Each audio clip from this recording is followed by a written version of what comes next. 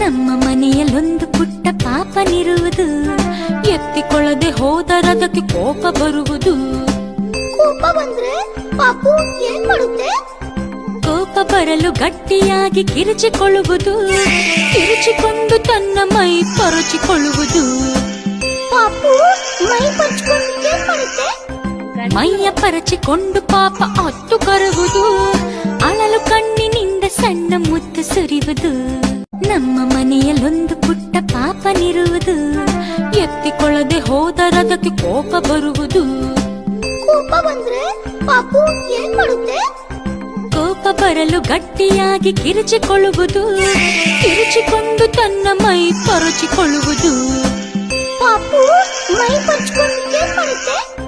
ಮೈಯ ಪರಚಿಕೊಂಡು ಪಾಪ ಅತ್ತು ಕರುವುದು, ಅಳಲು ಕಣ್ಣಿನಿಂದ ಸಣ್ಣ ಮುತ್ತು ಸುರಿಯುವುದು. ನಮ್ಮ ಮನೆ